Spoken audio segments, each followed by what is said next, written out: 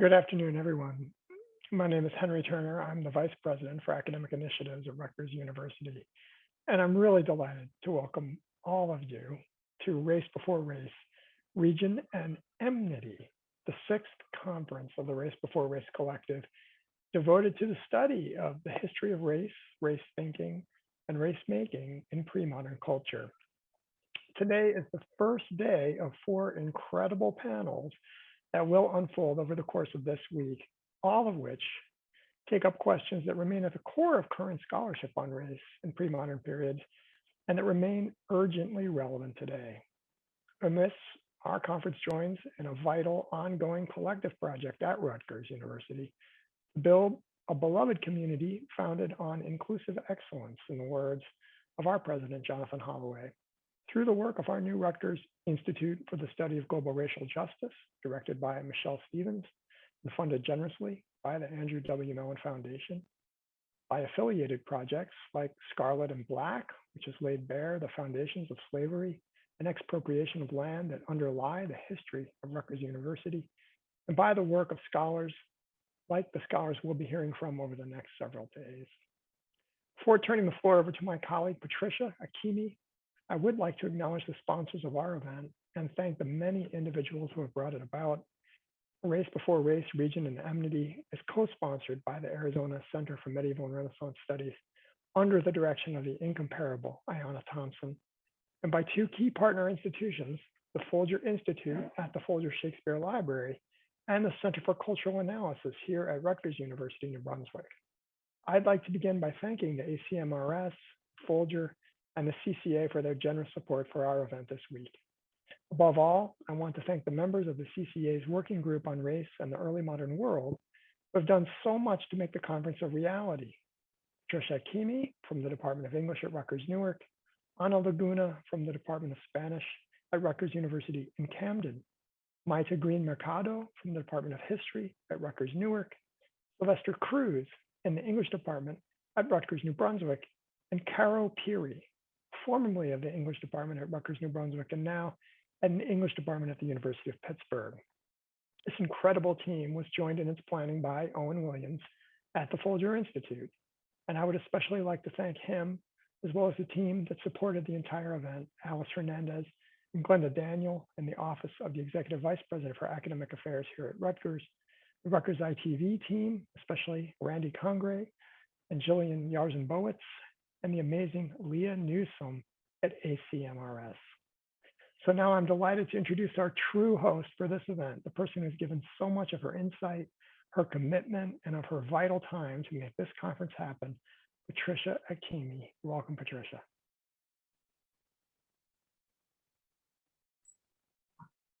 Good afternoon. I'm Patricia Akimi. I'm a member of the RaceB4Race Executive Board and Associate Professor of English and Chancellor Scholar in Residence at the P3 Collaboratory in Rutgers University, Newark, which is located on the ancestral lands of the still living, still sovereign Munsee Lenape peoples, communities, and nation. The meaning of race and related terms and concepts vary widely for scholars working in different regions and languages, and in different fields and critical or theoretical traditions. This is one of the main impulses behind this week's event. The other is that the experiences of scholars working on race in different fields, the supports and the feedback they receive for their work varies widely as well. RaceB4Race is a growing community of scholars invested in the study of race in the pre-modern world and the connections between that world and our own. The inaugural RaceB4Race event held at Arizona State University in 2019 brought together early modernists and medievalists. And just this year, RaceB4Race Politics at Brandeis University extended the conversation to include classicists. This week, RaceB4Race crosses national and linguistic borders in order to deepen our work on race in the pre-modern period by focusing on 2 ideas that sit at the juncture of several disciplines, methods, and language traditions, and that can only be understood by crossing among them.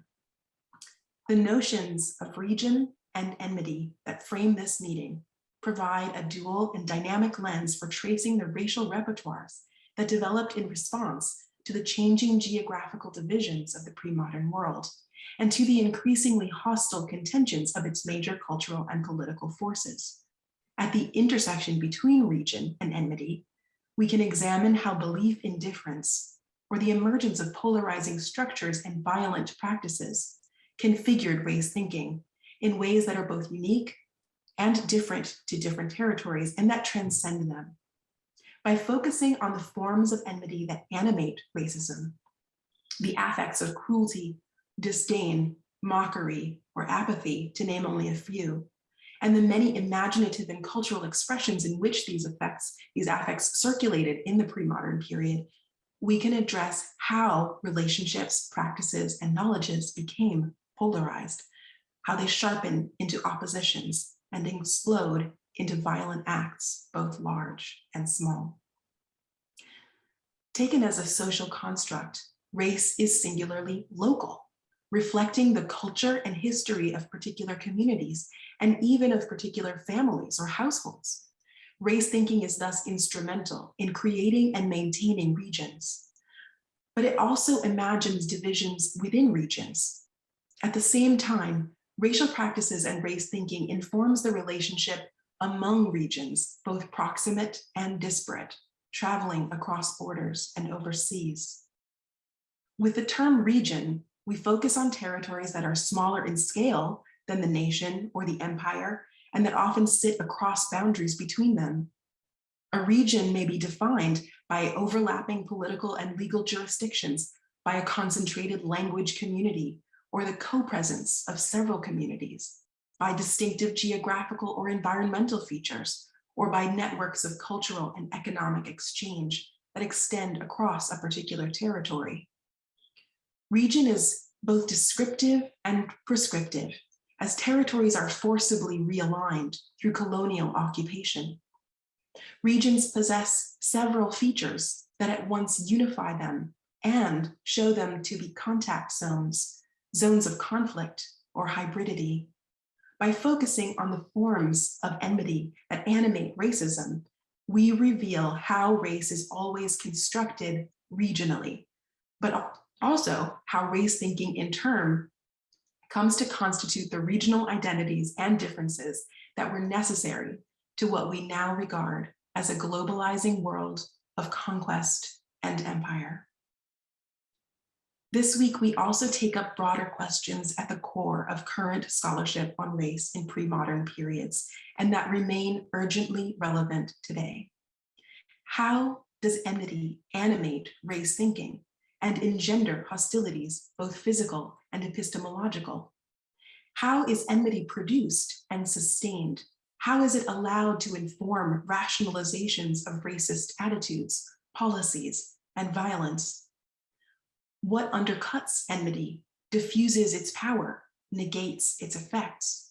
And perhaps most importantly, we ask, how have disciplinary boundaries impeded our ability to make meaningful connections between familiar instances of enmity or conflict and experiences of race and racism throughout the world, both pre-modern and contemporary? In asking these questions, we hope to advance our understanding of some of our most complex and persistent problems by stretching across the disciplines and to demonstrate the necessity of humanistic inquiry into the discussion of experiences of injustice and racism that continue to structure our world today. And now, let me turn our attention to our first panel, Enmity at the Edge of Empire. Our speakers in order are Dan-el Padilla Peralta, Bindu Malieckal, and Shao-yun Yang. I won't be giving formal introductions for the sake of time, but their full bios are in the program. We will hear from all three speakers. The second talk will follow immediately after the first, and so on, and we'll turn to Q&A after the final talk is finished. I'll remind the audience to please use the Q&A box to ask your questions at any point, and that the closed captioning is available. Just push the CC button at the bottom of the screen to activate it. If you're live tweeting, please use the hashtag RaceB4Race. And now, our first speaker. It gives me such great joy to be in your company today, and I want to start by thanking the Race4Race Collective for extending the invitation, Patricia for moderating this session, my co-panelists, and all of you who have supported the work of the collective. As part of the collective's ongoing engagement with classicists and with the field of classical studies more broadly, I come today to offer a presentation entitled "A Million Ways to Die in the West," for which I'll share some slides.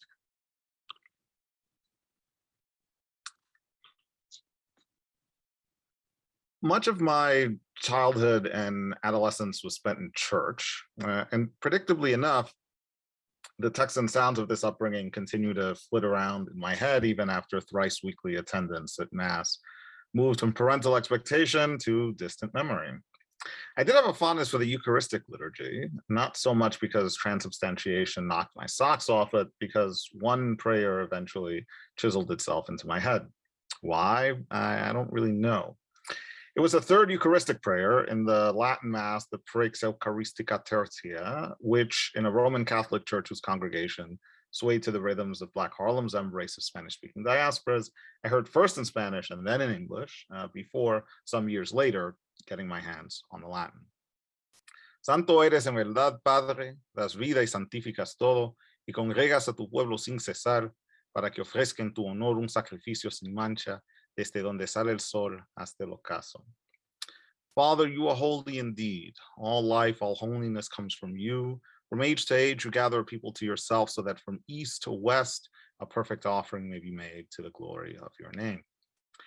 Vede sanctus est Domine, vicas et sanctificas universa, et populum tibi congregare non dismis, utat solis ortus, quae ad occasum oblatio munda offeratur nomini tuo.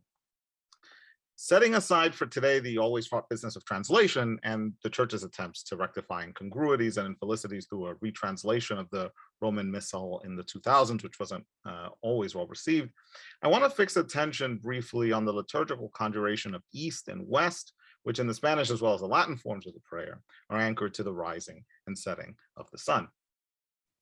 The imagery of dominion stretching from sunrise to sunset had an indescribably charismatic force for teenage me, indescribable in part because there were no resources available to me or ready to hand at the time by which I could deconstruct the prayer's postulate of empire, its reinscription of what Iko Willis, in a contribution to the 2007 volume, Classics in Post-Colonial Worlds, so appropriately tagged as the logic of empire that never ends.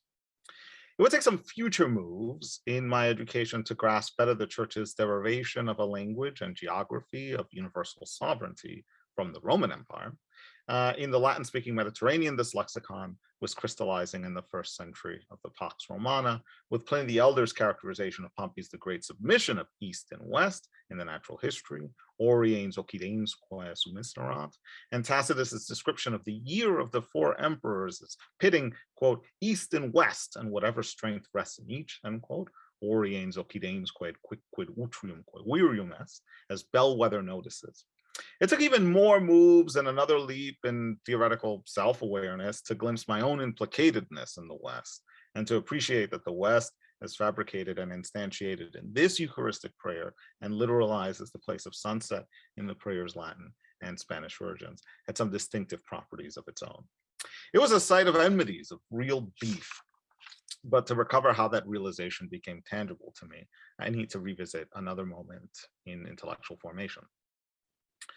Some years later, having embarked on the first leg of my graduate training in the United Kingdom, I corresponded with a friend about a work of scholarship whose cadence of argument had left an impression long after the argument's substance itself had receded from my grasp.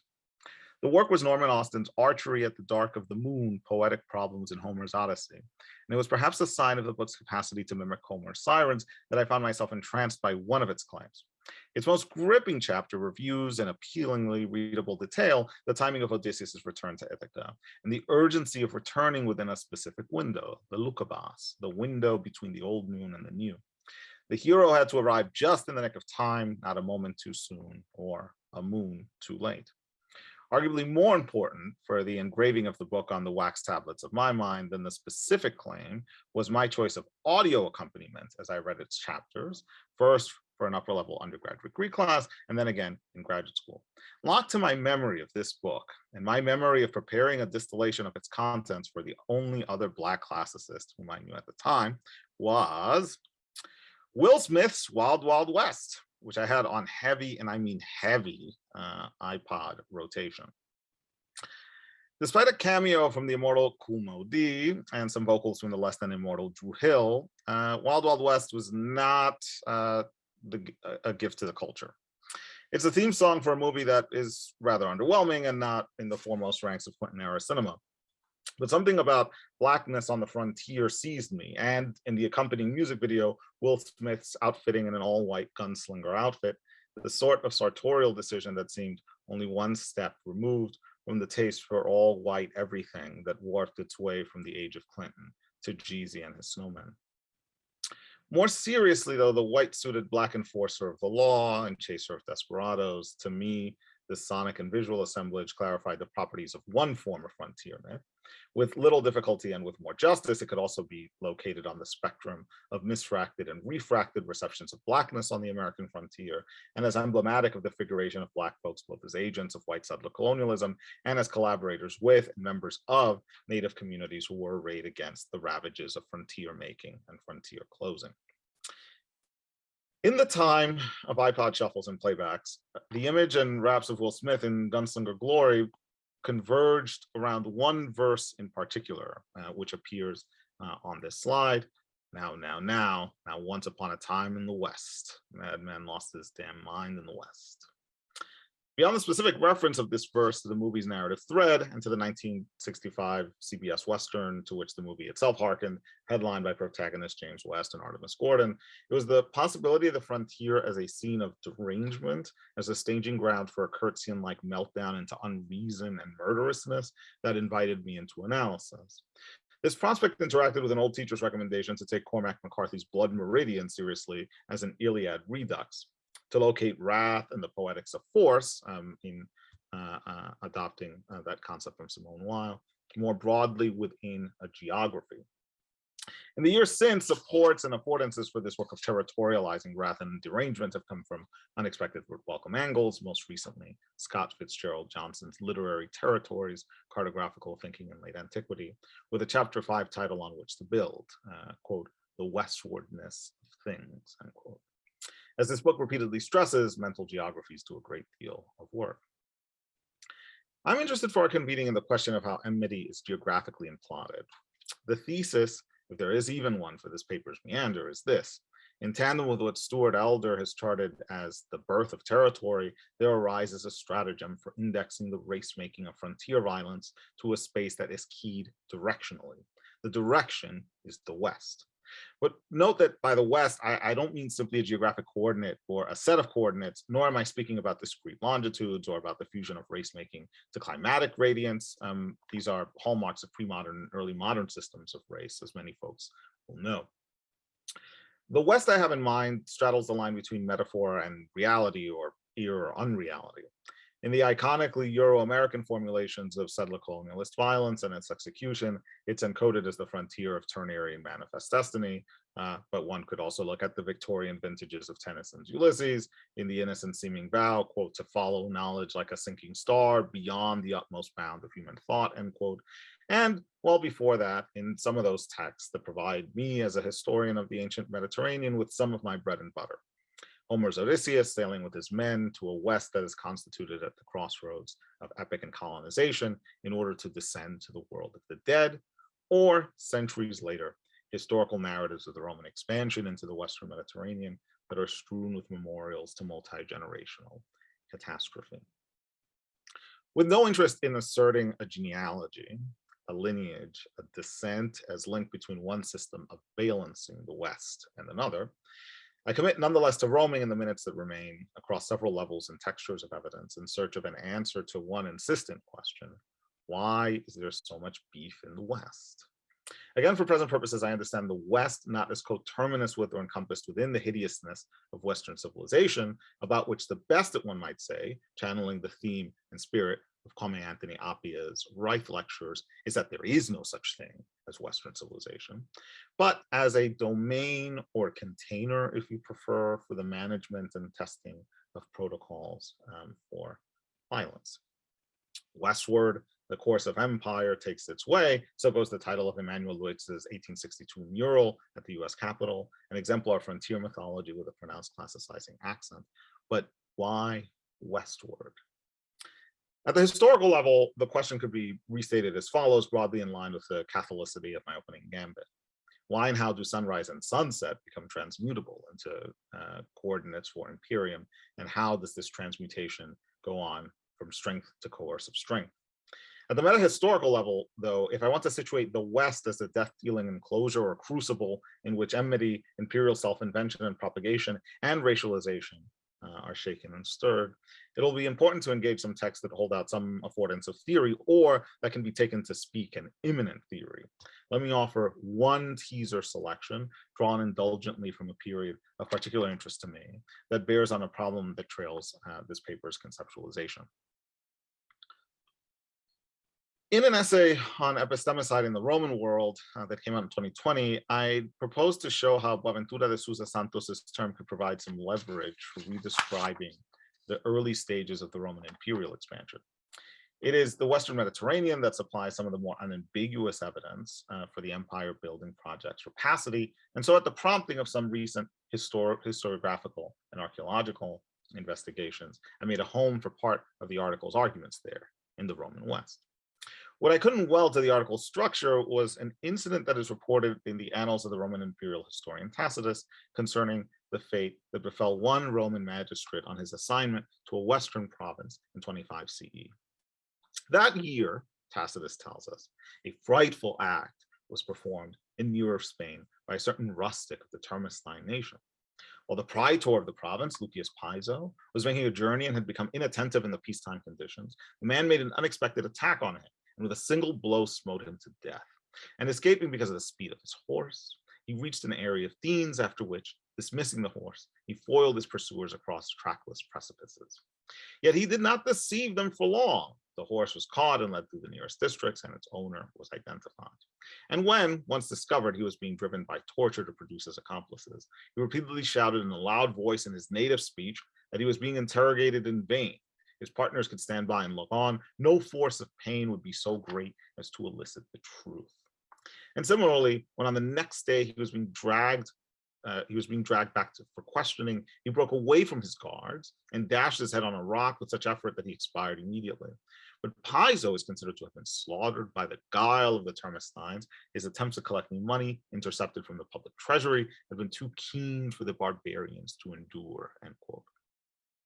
This moment of resistance to Roman imperial authority has been reinterpreted, beginning with Tacitus himself, through the perspective of the Romans. The designation of the entire episode is a facinos atrox, a frightful act, frightful to whom, foregrounds the presumptive barbarity of an act committed by a barbarian in the western reaches of Roman hegemony.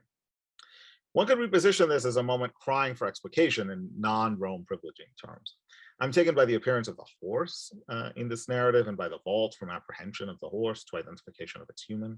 There is promise, I think, in one day reading this scene with Joshua Bennett's Being Property Once Myself, or Zakiya Mon Jackson's Becoming Human, close to hand, and in re-entering the historical specificities of the episode from the vantage of Black studies. But for now, and in the interest of hamming up my attachment to a discipline and disciplinarity that is bedeviled with shortcomings, I will cite briefly from the commentary of the Tacitian expert, whose translation I also provided, Tony Woodman, a name and person I will forever associate with the drive on the part of established senior white academics to intimidate junior scholars after an email that he sent me when I was a graduate student. Woodman observes of this passage that it evokes thematically and intertextually an incident in the Roman historian Sallust's monograph on the Catilinarian conspiracy of 63 BC. All ancient Roman texts refer to other Roman texts. This is how the game is played. 2 years prior to the conspiracy's denouement, Annaeus Piso, who's possibly a direct ancestor and at the very least distant kin of the Piso we see on this passage from Tacitus, went off to Spain on his provincial rotation only to be murdered by horsemen while en route. Spain is where members of this elite aristocratic family in the empire service meet grisly ends.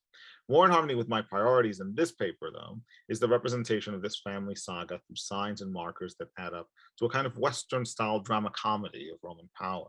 It's bleak out in the Western frontier, always a bit precarious, always got to keep your eyes open and not fall into inattention. And yet, for the hegemonic narrative, there's a bit of dark humor in gesturing to coincidences that are anything but this family that keeps seeing its leading lights murdered. Partly for that reason, faced with the task of extracting sense from this episode, I pre-associatively grasped for another B movie, the one from which I also borrowed a title for this paper, A Million Ways to Die in the West. The irony, if it even deserves to be credited as one, is that there's only one way to die in the West if you're an emissary of and an actor of Roman domination: assassination by the locals or by one local, while seeking to put a stop to the mission civilatrice of ensuring that nothing is spirited away from the empire's coffers. It's not clear to me what the next move in this meditation on the West as a kind of transhistoricist charter for frontier violences looks like. The historical subfield in which I experiment waywardly is still stalked by Rockefeller Foundation funded ghosts of the Cold War, among the most distinguished of which, in 1955, took to musing about the prospects of a new world order under Western Empire as follows. It might be guessed, however, that if Rome's role were to be played in a postmodern Western world by the United States, the historian of her involuntary assumption of dominion would be a West European. And it could be prophesied with greater confidence that if the latter-day West European Polybius did leave his native land to do this piece of creative intellectual work, he would visit the United States neither as a prisoner of war nor as a political hostage, but as the hospitably invited guest of some politically disinterested, non-governmental American institution dedicated single-mindedly to the promotion of knowledge. This is quite the tissue of obsequious mendacities from an Arnold Toynbee who, at the time, was recognizing the wane of European empire and seeking industriously to hitch his wagon to the new steed by whispering sweet things about the West, the West, the West. But perhaps the truest thing that can be said about Toynbee's maneuver here is that, to paraphrase the intelligent reader enlisted by one of the publishers to which Vladimir Nabokov's Lolita was first sent, old America was intent on debauching young America. But at the end of the day, holding the feet of ancient historian apologists of an enthusiast for empire holds less appeal to me than the Rough Riders boasting in every direction. It's for the North, hey, South, hey, East, hey, West. Rough Riders gonna show y'all who rides the best. Thinking about the West, then, for me, will entail a movement across space and time that simultaneously acknowledges the implicatedness of the West in feats of historical and mythological reception and the inscription of the West as a charter for the kinds of violences that past and present continue to provide it with its dagger edged. Thank you very much.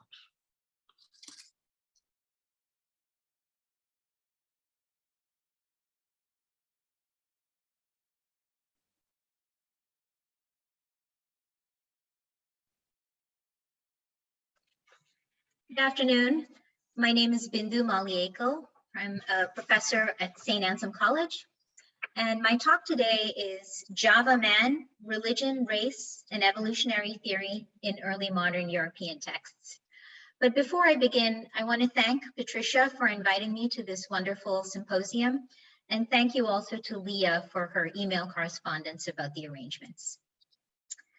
As someone who is originally from India, the granddaughter and great-granddaughter of Gandhians who resisted British colonialism, I've always been particularly sympathetic to the character of Caliban in Shakespeare's last play, The Tempest.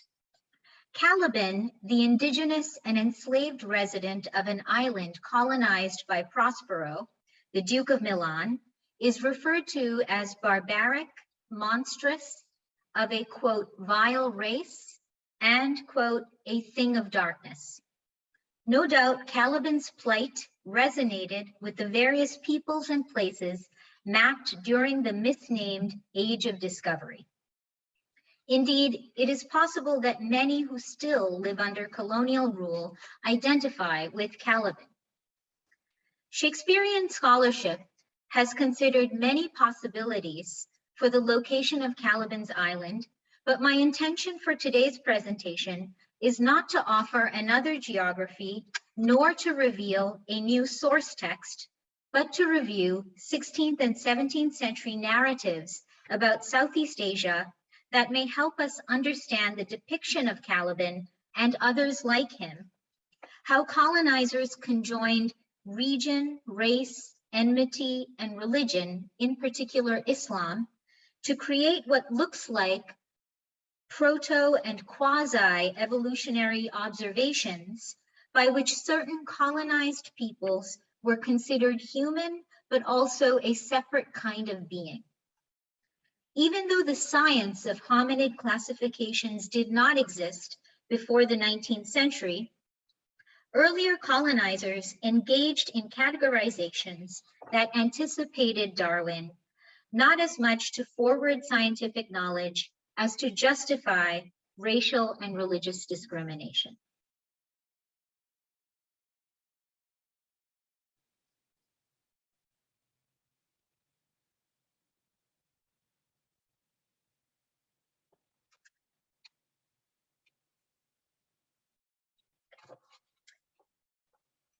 In 1873, 14 years after Darwin published On the Origin of Species, and 2 years after he published The Descent of Man and Selection in Relation to Sex, Daniel Wilson's book, Caliban, The Missing Link, appeared in print. Wilson begins his study by recounting early literature's depictions of supposed partly human peoples, from Marco Polo's denigration of Andaman Islanders as dog-like to Samuel Purkis's entry on the Congolese brute man. Wilson proposes that Caliban is the missing link that bridges the gap between human and animal, a, quote, living creature distinct from, yet next in order, below the level of humanity. The term missing link as representing a transitional fossil was first used in the 1860s by Charles Lyell in his report, Geographical Evidences of the Antiquity of Man. In 1892, Eugene Dubois, excavating along the Solo River in Java, claimed to have found the missing link between humans and apes, although ensuing digs would indicate that hominid relationships are more complex than a single vertical branch, that the evolutionary record is more akin to a bush than a tree. Dubois' fossil is now called Homo erectus and was one of the earliest finds of this specimen, older fossils of which have been unearthed elsewhere. Java man is the fossil's common name. Despite Wilson's interpretation of Caliban as a missing link, it is unclear that Shakespeare considered Caliban as anything but human, given Caliban's elevated language and acute sense of injustice in terms of Prospero's demagoguery, not to mention that Shakespeare's historically marginalized African and Jewish characters, Othello, Shylock, and Aaron, for instance, while antagonists in the play in some form, also reject racism as real but baseless. In his suggestion that all humans are related, it is unclear whether Darwin himself would have espoused Wilson's theory on Caliban, although there are many examples of the negative repercussions of Darwinism, from genocide to eugenics experiments. Darwin's ideas did not emerge from a vacuum. He built upon previous studies, some from the early modern era, where the character of Caliban arose. Darwin's predecessors and peers include, in the order of more recent to older, Alexander von Humboldt, Georges Cuvier, Carl Linnaeus, and even Darwin's own grandfather, Erasmus Darwin. Perhaps the most significant for our purposes is John Ray. Although John Ray's papers are a far cry from Darwin's findings, and although Shakespeare predates Ray, the naturalist was one of the first to define species in terms of biology. Ray was an Anglican parson and, as one modern scholar asserts, the greatest British naturalist before Charles Darwin. Ray is the author of numerous books of botany, zoology, ornithology, theology, and on the English language. Ichthyologist Francis Willoughby was a collaborator. Ray exchanged letters with arachnologist Martin Lister, including many others. In Species, A History of the Idea, John S. Wilkins describes Ray as the product of Aristotelian, scholastic, and Neoplatonic learning, committed to the great chain of being. While Ray denies the spontaneous generation of new species, he admits the occurrence of, quote, transmutation of species. In his words, quote, after long and considerable investigation, no surer criterion for determining species has occurred to me than the distinguishing features that perpetuate themselves in propagation from seed. Thus, no matter what variations occur in the individuals or the species, if they spring from the seed of one and the same plant, they are accidental variations and not such as to distinguish species. Animals likewise that differ specifically preserve their distinct species permanently. One species never springs from the seed of another, nor vice versa, end quote. Ray's observation suggests that even humans, irrespective of where they live or who they are, arise from the same seed or source. Early modern narratives seem to validate this point by saying that Southeast Asians are human, if not the kind of human they would like to see. But first, some background. In the larger study of which this essay is a part, depictions of Southeast Asia are examined alongside South Asia, India primarily, and in connection with European encounters. Prior to Vasco da Gama's arrival in India in 1498, thereby forging the first sea route from Europe to India, the peoples of Indian Ocean ports from East Africa to South Asia and Southeast Asia were living the good life. The exchange of spices, textiles, and other commodities traversed well-worn sea routes, disseminating wealth and creating diverse communities. Su-Fang Ng, in her excellent 2019 book, writes that English and Europeans in Asia, quote, saw themselves as another Alexander in the East. To be sure, there was much material and wealth to be gained from conquering the Indian Ocean trade. While Africa and Asia's Christians, Jews, Buddhists, and Hindus were part of the Indian Ocean trade, perhaps none traveled as widely as Muslims. Shortly after the Prophet Muhammad's death in the 7th century, Muslim missionaries and traders, possessors of superior sailing technology and cartography, successfully settled in every Indian Ocean port city. By the time Europeans reached these regions in the 16th century, Islam had been well established. By all accounts, both early modern and present day, Indian Ocean kingdoms were peaceful and prosperous. Muslims were flourishing and collaborative residents alongside Hindus, Buddhists, Christians, Jews, and others. In Indonesia, writes Pieternella Van Doorn Harder in her historical study, Islam arrived in the 8th century, and by the 13th century, the kingdom of Aceh had officially embraced the faith. From the 15th to 18th century, Islam spread quickly through Indonesia, replacing Buddhism and Hinduism. Missionary work was often conducted with the assistance of gamelan music and shadow play. Similar to its presence in India and elsewhere, Southeast Asian Islam integrated local customs into everyday practice and identity.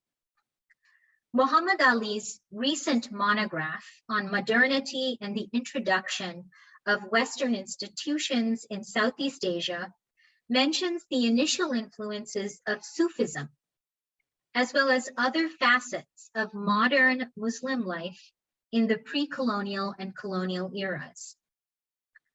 As scholar Bernadette Andrea has written about extensively and brilliantly, early modern Muslim women lived rich and memorable lives. The status of Muslim women in Southeast Asia was no different. Barbara Watson-Andaya, a leading authority on Southeast Asia, has uncovered the histories of the following queens, among others. Ratu Kalamyamat of mid-16th century Jepara, Java, Ratu Mas of 17th century Jambi, Sumatra, who coordinated the pepper trade with Dutch and English interlocutors, and Safiyat of Aceh, who came to the throne when her husband died in 1641 and was followed by 3 women rulers in succession until 1699. Sumatra and Java had established spice trades, but in pre-colonial times, women were planters, since agriculture was seen as corresponding to domestic work. Andaya states that once colonialism arrived, agriculture was commercialized and taken over by men, thereby disrupting existing gender roles. While early modern European texts expressed jealousy towards all Indian Ocean peoples, there was particular antagonism against Muslims, who were seen as historic enemies from previous Mediterranean encounters. But narratives about Javanese and other Southeast Asians contain an extra layer of prejudice. The Muslims of Southeast Asia are drawn not just as religious enemies, but as uniquely and inherently vicious enough to be a different kind of human, one for whom conversion to Christianity, a strong side project of all Western colonizers of Africa and Asia, is considered futile, given the supposed intellectual inadequacies of Muslims, inadequacies thought to be sufficient enough to adopt Islam, but incompatible with Christian thought. In European eyes, this made Southeast Asians formidable enemies, not in the same mode as rival Ottomans, who were acknowledged as an organized political force, but in terms of irrationality and volatility, a quote, Java man, necessary to exterminate, at the minimum to enslave. One European commentator was St. Francis Xavier, who traveled through Southeast Asia between 1545 and 1547. He visited several islands, among them Sulawesi, Ternate, Ambon, and Maluku. A few sources claim that he visited Sumatra and Java. As the secretary of the Jesuits, Xavier composed 138 letters to his confreres. In a letter from 1546, Xavier writes the following about Maluku, quote, "The people of these islands are very barbaric and full of treachery. There are islands in these parts in which they eat each other. This happens when they are making war against each other and kill each other in battle, and not in other manner."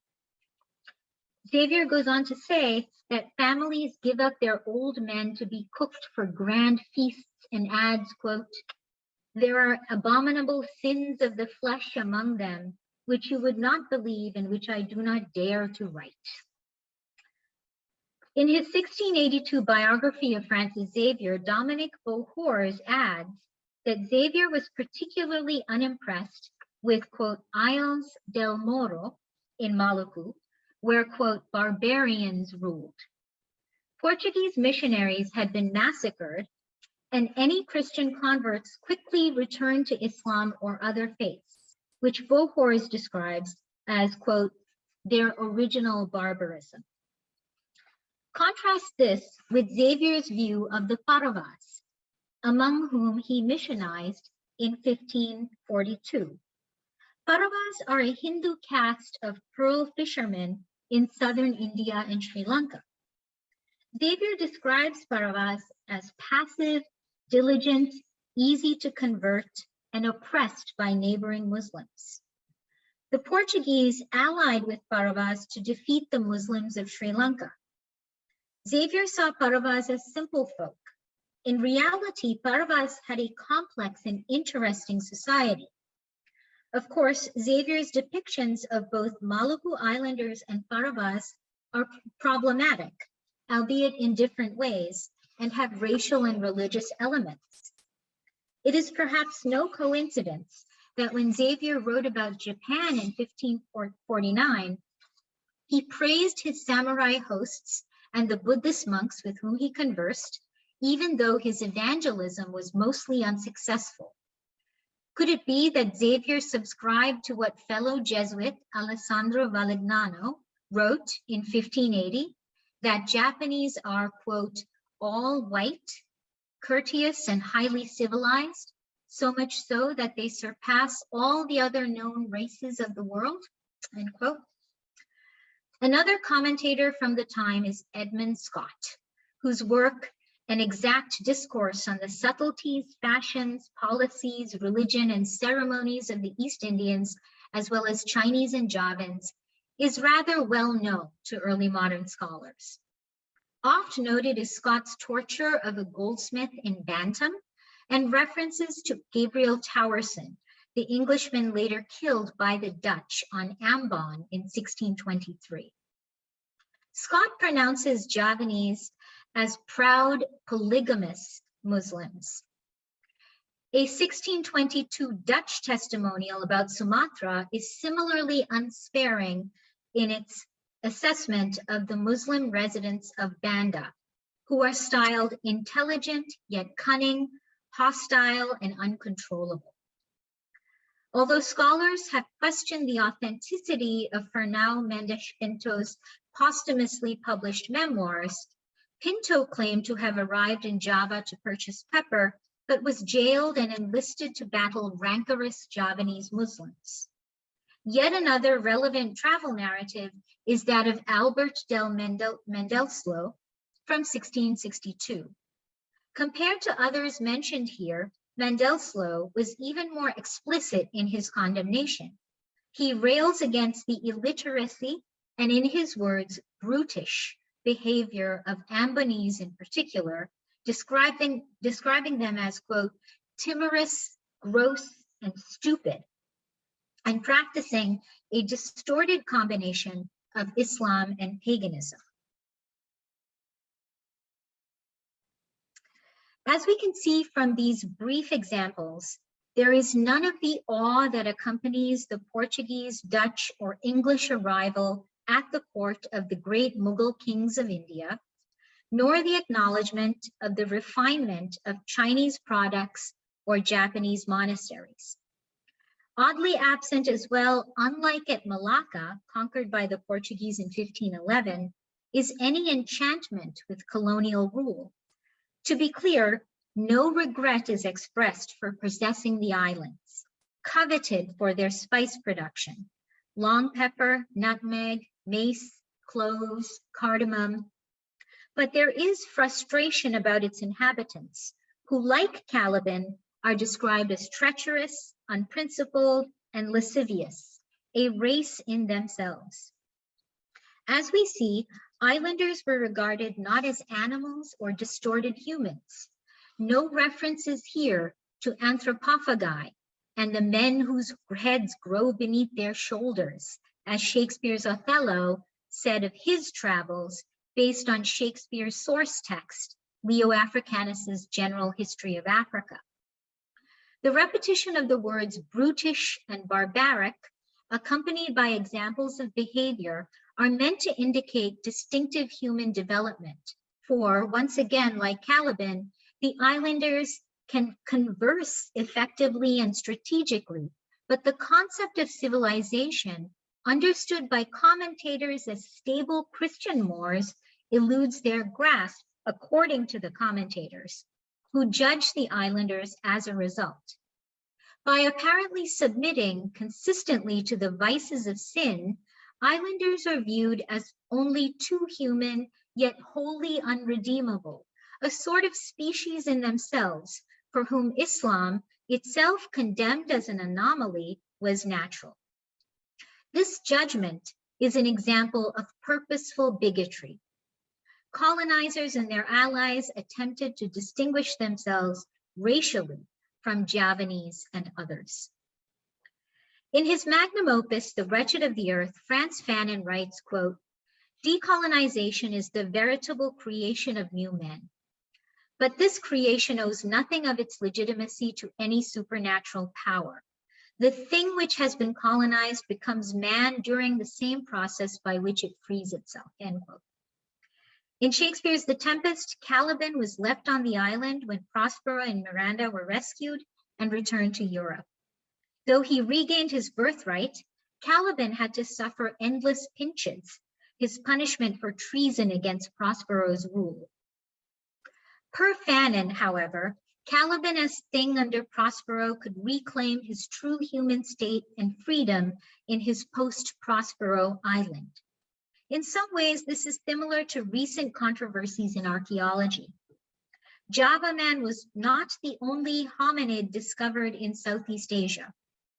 In 2003, an archaic skeleton, possibly 100,000 years old, was found on the Indonesian island of Flores. Termed Homo floresiensis, the skeleton showed a small stature, hobbit-like, reports declared. Although called Flores man, the skeleton is of a woman. So please allow me to refer to our potential ancestor as Flores woman. She used tools, maybe fire, and likely had her own community and culture.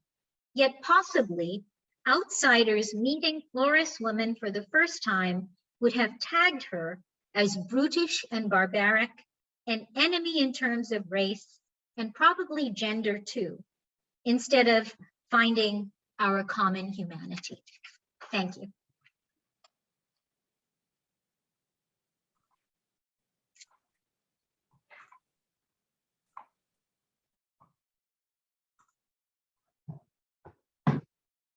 So good afternoon. It's an honor to be addressing you, and I want to thank Professor Akimi for inviting me to do so. Now, in this presentation, I'm going to be discussing the problem of Mongolophobia, that is prejudice and distrust toward people of Mongol ethnicity and ancestry in Ming China during the 14th and 15th centuries. But first, I must begin with some ancient historical context, because Ming or Mongolophobes themselves often cited history as a basis for their prejudices. So conflict and enmity between pre-modern Chinese empires and the nomadic peoples of the Mongolian steppe began with the rise of the first centralized Chinese empire, the Qin, in 221 BCE, and the emergence of the first steppe empire, that of the Xiongnu, around 209 BCE. So the lines of red dots on this map mark the route of the first Great Wall built by the Qin to keep Xiongnu raiders out of his northern frontiers. The subsequent Han Empire extended the Great Wall into northwestern areas taken from the Xiongnu, while launching massive military expeditions into the heart of the Mongolian steppe to weaken the Xiongnu by killing their fighting men and seizing livestock and prisoners. Decades of offensives against the Xiongnu brought the Han Empire to the brink of financial ruin, prompting a shift to static defense. In 50 CE, however, a succession dispute among the Xiongnu split them into two factions. One faction defected to the Han and was allowed to resettle in the Orders region, which I've marked over here, becoming known as the Southern Xiongnu. 39 years later, Han military forces joined hands with the Southern Xiongnu to deal a crushing defeat to the Northern Xiongnu, forcing them to migrate westwards into Central Asia. Now, some scholars have said that they became the Huns of Roman history. I'm not going to get into that debate here, but it's a pretty interesting one. Now, but rather than return to Mongolia, the Southern Xiongnu chose to remain in the Orders region and to serve as the Han Empire's cavalry forces in conflicts with other Inner Asian peoples, notably the Xianbei and the Qiang. So in the millennium that followed this period, other empires rose and fell periodically on the Mongolian steppe, including those of the Turks and the Uyghurs. Finally, the Mongols created an empire in the 1200s that, as is well known, expanded to include much of Eurasia, including the entire Chinese civilizational sphere. The Mongol Great Khanate, which also called itself the Yuan dynasty, following Chinese convention, ruled an extremely wealthy empire from its capital in Beijing, but collapsed after less than a century for reasons too complex to go into here. The rebellions that destroyed the Yuan brought a new ethnically Chinese dynasty, the Ming, to power in 1368. Throughout its history, the Ming interacted with a number of Mongol successor polities or confederations on the steppe, via a combination of war and diplomacy, aiming to co-opt some Mongol groups and prevent others from coalescing into a new Mongol empire that could pose an existential threat to the Chinese state. Now, but the Ming also made heavy use of ethnically Mongol soldiers along its northern frontier. These Mongols fought other Mongols for the Ming Empire, much as the southern Xiongnu had fought other Xiongnu for the Han Empire. Initially, these were Mongols who had surrendered or defected during the Yuan dynasty's collapse. But later, their descendants were joined by newer arrivals from the steppe who had been driven to migrate to China by a variety of factors, including poverty, famine, and intra-Mongol conflict. In the first century of the Ming dynasty's existence, these Ming subject Mongols often faced strident outbursts of Mongolophobic hostility. Some of the root causes of Mongolophobia were geopolitical or strategic in nature, while others were more ideological. It had to do with differing Ming elite interpretations of the importance of ethnicity to the Chinese Empire and to the civilization that it was believed to represent. So I've listed some of these reasons or causes here, and I'm not going to read them out one by one for reasons of time. But it should be noted that Mongolophobia was not purely an elite phenomenon in the early Ming. Less than 10 years after the founding of the dynasty, a lowly school instructor in South China named Zheng Bingzheng expressed such sentiments in a memorial that is an official letter of petition to the first Ming Emperor Hongwu. Now, Hongwu had responded to a series of astrological omens by inviting all officials in the empire to report problems and to propose changes in policy. The gist of Zheng Bingzheng's interpretation was that recent solar eclipses were a sign that Mongols and other inner Asians in the Ming Empire were posing a threat to state security.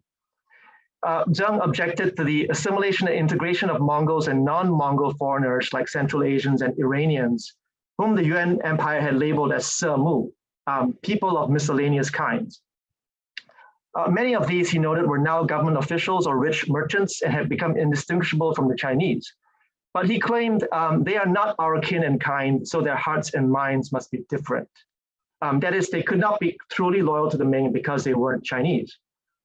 Now, it's telling that Zheng began his argument by appealing to the authority of two of the ancient Confucian classics, the Changes and the Annals. I have not included that in the quote here, but he did so to justify viewing barbarians like the Mongols, barbarians in quotes, of course, as inferior permanent outsiders, the yin to the Chinese yang. This was a very standard rhetorical move for classically educated Chinese writers who subscribed to what I call the civilization state discourse, a long-standing view of the Chinese imperial state, the so-called Central Lands, or as is often translated, the Middle Kingdom, as a civilizational island surrounded by a permanent boundary between morally superior Chinese and morally inferior barbarians on the outside, rather than as what really was an inherently multi-ethnic empire. Now, the quote from the ancients that I've highlighted here is from another Confucian classic, the historical text, Zhuo Tradition. Its original context is one of a pre-imperial Sinitic world divided into many contending states. And the argument was that state rulers from different aristocratic lineages made pro-allies because they lacked a sense of kin-based solidarity. But in later periods of Chinese history, the term Zule, kin and kind, was reinterpreted in something similar to our concept of ethnicity. And the saying was then used to argue against trusting men of inner Asian origin to serve the Chinese Empire loyally. Now, Zheng Bingzheng proposes that Mongols and Semu who have adopted Chinese surnames should be made to revert to their original names in order to make their foreign origins evident, but that their foreign languages, on the other hand, should be banned. He also suggests that foreigners holding military commands and serving close to the Ming emperor should be allowed to resign, which probably means they should be fired. Now, Zhou Mingzheng goes on to reveal what prompted his proposal. He has seen large numbers of resettled Mongols near the Ming capital, Nanjing, and he fears that they will eventually pose a security threat. Now, the historical precedent that he cites here of the Western Jin dynasty and Jiang Tong's proposal, as you see on this quote here, appears frequently in Mongolophobic rhetoric from the Ming, and it calls for some explaining here. So that's what I'm going to walk us through right now. In the 290s, so this is a long time before the Ming, in the 290s, a relatively new Western Jin dynasty faced a series of armed revolts by southern Xiongnu, Qiang, and Di communities that had been resettled within the imperial frontiers during the preceding century. These revolts arose from chronic abuse and exploitation of the non-Chinese communities by Chinese officials and civilians, including the use of their men as unpaid military manpower. The revolts were suppressed relatively quickly, but they caused considerable damage and produced a sense of panic among the Chinese. So in 299, a Jin official named Jiang Tong submitted a long memorial to the emperor proposing that the best solution to the ever-present threat of barbarian revolts was to send the barbarians back to their original homelands beyond the frontier. Although Jiang Tong's arguments were largely based on pragmatic reasoning, he also justified them using this saying, quote, "They are not our kin and kind, so their hearts and minds must be different," end quote. His proposal was ignored because the Jin aristocracy was at that time kind of busy. They were consumed by infighting that soon descended into several years of bitter civil war. Now, so as the Jin elite tore themselves apart fighting each other, a southern Xiongnu leader named Liu Yuan seized the opportunity to rebel and to found a hybrid Xiongnu Chinese regime, which he called the Han, claiming kinship to the old Han imperial family through marriage. So Xiongnu military power and lingering Chinese nostalgia for the Han dynasty, which had formally ended in 220 CE, proved a potent combination against the fatally divided Jin government. By 317, the Xiongnu Han regime had taken over the Jin imperial heartland, while survivors of the Jin elite retreated to South China. Just 1 year later, the Xiongnu Han regime itself broke into two warring halves because of an internal coup d'etat, so it didn't last very long. But for the next 200 years, 260 years to be exact, North China was ruled by states founded by military families from various non-Chinese ethnic groups, including the Xiongnu. So later Chinese historians called this period the five Hu peoples, bringing this order to the Chinese, Hu being a label that the Chinese often applied to inner Asian peoples like the Xiongnu. So back to the Ming. In 1376, Zhou Mingzheng's citing of Jiang Tong's memorial as a precedent implicitly supported expelling Mongols and Semu from the Ming Empire, or at least keeping them on the frontier rather than in the imperial heartland. But Emperor Hongwu's own approach to his Mongol and Semu subjects was both more lenient and more complicated. On the one hand, Hongwu, like Zhou Mingzheng, was alarmed by the speed with which many of the Mongol and Semu adopted Chinese names, presumably to avoid persecution and discrimination in the new Chinese-dominated political order of the Ming. Hongwu issued a prohibition on this practice in 1370, which I've quoted here on the slide, claiming that he did not want his Mongol and Semu subjects to lose knowledge of their roots. On the other hand, he apparently did wish to change their customs and assimilate them to a Chinese identity.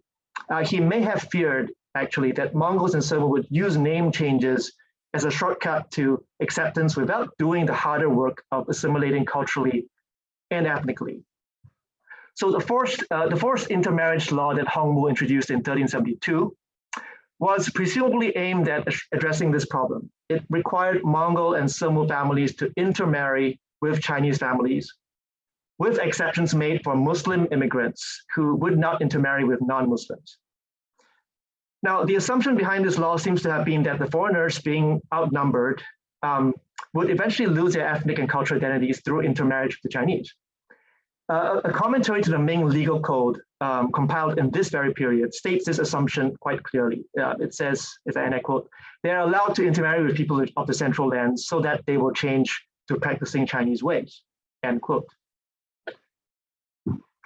In the year 1420, the third Ming emperor, known as Yongle, moved the imperial capital from Nanjing to Beijing.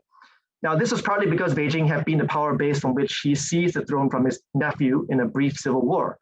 But a more important reason was that he had grand ambitions of gaining the submission of the Mongols on the steppe and needed to base himself close enough to Mongolia to do so. Yongle is today best known for launching grand naval expeditions into the Indian Ocean, but he also personally led 5 military campaigns into the Mongolian steppe. He fell ill and died on the last of these in 1424 without achieving his goals. But here's the thing, Yongle also introduced a policy of courting Mongol immigration into the Ming as a strategy for draining resources, both in military manpower and in horses and other livestock, from the Mongol leaders on the steppe. The Yongle court treated Mongol immigrants with great generosity and resettled them in and around Beijing to serve as military personnel in his campaigns into Mongolia. This policy continued after Yongle's death, though his successors balked at the cost of major steppe campaigns and launched no new ones. So the newer Mongol arrivals were apparently not subject to the forced intermarriage policy instituted by Taizu, or Hongwu, as I refer to him just now, as it was more important to harness their military skills as cavalry than to assimilate them to Chinese ways. But the evidence suggests that they were routinely given new Chinese names as a mark of integration. Now, these Ming subject Mongols were arguably Beijing's most important line of defense against Mongol attacks from the steppe. The Han Great Wall had long crumbled into ruins. It no longer stood and was no longer usable. The Ming did not begin building a new Great Wall, even though you see it on this map here, until the 1470s, and that wall was not extended to shield Beijing until the 1540s and the 1550s. So at the time of Yongle and for many decades after that, the Great Wall essentially did not serve as any kind of protection for Beijing from Mongol raids. Now, by 1437, some Ming officials had come to view the high concentration of Mongols in Beijing River Long. The so-called Tatar officials, the Tatar officers, Daguan, and their families reportedly numbered at least 10,000, or about a third of the metropolitan population. So a high-ranking official in Beijing named Li Xian noted that on paper, Mongol officers in Beijing were paid a third of the salary in money and rice of a Chinese court official. But because Chinese officials were routinely paid only 2 to 3% of their official on-paper salary, while the Mongols were not systematically underpaid, a Mongol officer could have as much as 5 times the actual income of a court official in practice. So in dehumanizing and stereotyped language about barbarians, Li Xian claimed that these Mongols could not be loyal, regardless of how generously they were treated, and that the historical precedent of Liu Yuan's Xiongnu revolt proved that they would betray the Ming as soon as other Mongols invaded. So Li Xian claims that the solution to this vexing problem is to gradually redeploy all the Mongol military personnel in Beijing to other parts of the empire, dispersing them so widely that they cannot pose a threat. The emperor at the time is said to have agreed with him and ordered the Ministry of War to discuss implementing his proposal. Now, in 1439, so a few years later, a period of civil war among the steppe Mongols ended with the ascendancy of a powerful new leader, Essen, of the Oirat Confederacy. The Ming sought to weaken and undermine Essen with trade sanctions, but this simply forced him to raid the frontier for resources. So in 1449, after one such raid, the 21-year-old Ming Emperor Yingzong rashly opted to emulate his ancestor Yongle and pursue Essen with about 200,000 Ming troops, including many Ming subject Mongols. Essen's much smaller force intercepted and trapped the Ming army near the border fort of Tumu, which is on the map here, destroying it and capturing the emperor alive. The Ming court refused Essen's demands for ransom and a trade treaty in exchange for the emperor's release. Instead, it simply replaced the emperor with one of his brothers. 2 months later, Essen led an attack on Beijing itself to try and force the Ming court to accept his demands, but he was repelled by a Ming army armed with cannons. Now, Ming historical records claim that during Essen's attack on Beijing, several groups of Ming subject Mongols went over to his side and pillaged the city's outskirts. signaling their defection by reverting to the Mongol hairstyle of pigtails and the Mongol clothing style. Some of these so-called domestic Tatars were later captured and beheaded, but others left with the retreating Oirat forces, allegedly along with Chinese people whom they had coerced into joining the Mongols. Now, the case of the Mongol turncoats appeared to confirm the past warnings from men like Li Xian. Within 3 days of this incident, another official accused the Tatar officials of Beijing of being inherently disloyal. And again, he quoted the saying about not our kin and kind. He advocated dispersing them in the far south and assimilating them by force by banning them from marrying their own kind and practicing their customs. Now, this proposal was not immediately effective, but in early 1450, the new emperor did accept another proposal to use the outbreak of local rebellions in the southern provinces of Fujian and Guangdong as a pretext to move Mongol military units from North China to the south and station them there permanently. Now, the scale of this redeployment was quite limited, actually. The emperor chose not to move the Mongols' family members with them, fearing that this would trigger suspicion and alarm. In 1457, the Ming Ministry of War reported that a total of 1,800 Mongol officials and troops had been redeployed to southern provinces since 1442. Now, this was only about a tenth of the 10,000 or so Mongols in Beijing alone. In 1458, moreover, some of the Mongol units in the south were recalled back to the north for reasons that are not adequately explained in our sources. Even after some Mongol officers in Beijing were implicated in a failed military coup launched by a Chinese eunuch and his adopted son in 1461, there was no new call for Mongol troops to be removed from Beijing, nor was there any such proposal after a disgruntled Mongol officer led a short-lived mutiny at the border garrison of Ningxia in the year 1467. So given that modern historical writings have long claimed that the Tumu crisis of 1449 caused a permanent turn towards isolationism, xenophobia, and even ethnic nationalism in the Ming, one may be surprised to find that to the end of the dynasty, even as periodic warfare of the steppe Mongols continued and the Great Wall project grew to encompass the entire northern frontier, as you see on this map I'm showing you, there was no concerted policy of dispersing and assimilating Mongol subjects or removing them from military command, nor was there any attempt ever made to expel them from the empire completely. Now, instead, the integration of Mongol cavalry units into the Ming military increasingly became the norm, and not just along the northern frontier. After the 1480s, Ming historical records frequently make reference to Han and Tatar government troops, as they call them, operating together in both North and South China.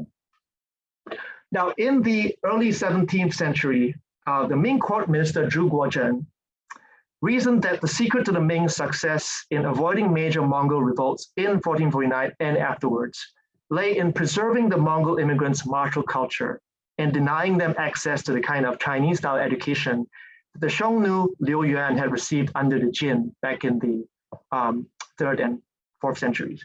The implication was that acculturated or semi-assimilated barbarians were actually more dangerous in being able to use Chinese political culture to their advantage and to found rebel states. So it was the Mongol troops' illiteracy and ignorance of Chinese ways, in other words, in addition to the policy of deploying them to the far south, that had kept the Ming dynasty safe for over 200 years, at least from Zhu Guozhen's point of view. In this regard, Zhu claimed the Ming method of managing surrendered nomads like the Mongols was far superior to that of any previous dynasty, whether the Han or the Jin, making arguments from historical precedent quite pointless. Now, in my assessment, Zhu Guozhen's ethnocentric and self-serving explanation fails to acknowledge that the vast majority of Mongol soldiers were in fact loyal and dependable subjects of the Ming dynasty, and that they proved themselves to be so throughout the 15th century, whether during the Tumu crisis of 1449, or during the coup attempt of 1461, or the mutiny at Ningxia in 1467. On each of these occasions, Mongol officers were known to have fought to the death against fellow Mongols, sacrificing their lives for the Ming Empire. Now, in fact, the official dynastic history of the Ming has an entire chapter devoted to biographies of these men, just two of which I have quoted here, and I believe as I was speaking, you probably read them already, right? So The cumulative effect of these displays of loyalty by Mongol military men probably, I believe, disabused all but the most bigoted Ming literati of assumptions about any direct link between ethnicity and political loyalty to the empire. In other words, it seems that most of the Ming elite got over its distrust of Mongol immigrants, despite the trauma of the Timur crisis. And the problem of Mongolophobia actually became a thing of the past. Now, it's easy to miss this aspect of integration when we think of the Ming Great Wall, only as a symbol of xenophobia and of permanent enmity, separation, and segregation between the Chinese and Inter-Asian worlds. So I'm going to end my presentation here. Thank you very much for listening, and I look forward to your questions. Thank you so much for that fabulous series of talks. I'm so delighted that this is the opening of our conference this week. As we're waiting for questions to roll in the Q&A box, and I'll remind the audience that now is the time to go ahead and use that Q&A box to ask your questions of our speakers. I'll start by kind of getting things rolling myself. First of all, I wanted to say how much I learned in a very short space of time. And part of that comes from the fact that each of the papers we heard today represent a field of knowledge that is very distinct. So the first thing I wanted to kind of bring our attention to is just the expertise that we've been witness to here. And in this kind of synthesizing period after the talk, this is difficult but very valuable work when we're working in a comparatist mode. But for example, I thought a lot about the fact that it is difficult to trace a particular group, especially when the boundaries of that group are constantly in flux within a particular region, even as the boundaries of that, the borders or boundaries of that region, imperial kind of structure are also fluctuating. And then over a span of time, during which additional groups are continually kind of arriving and changing the dynamics of that situation. But it's such fertile ground for the kind of inquiry that each of the scholars we've just heard from are doing. So one of the questions I'd like to start with is actually has to do with this moving into a synthesizing mode. I'm wondering whether for our three speakers today, did you hear in either of the other two talks, did you hear any particular formulations that you would see as valuable or transferable to your own work? Or like vice versa, did you find that there were some elements that would be extremely difficult to transport into the particular archives that you use, the particular methodologies that you use in the work that you are doing, which I would describe as anti-racist work? So what did you hear that was of particular utility for you?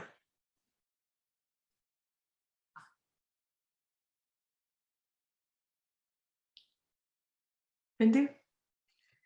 Well, in Shao-yun's presentation, it reminded me how often some of the most contentious racial constructions can also come from one's closest neighbor in civil war. And in some ways, those kind of racial constructions arise from that close connection and effort to create a kind of otherness, even though there's a shared border. So that's something I would need to take into consideration in my own work too.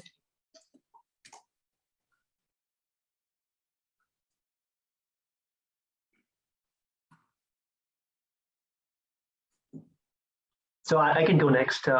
So I think both Bindu and Dan-el's presentations were very strongly connected with the issue of colonial violence.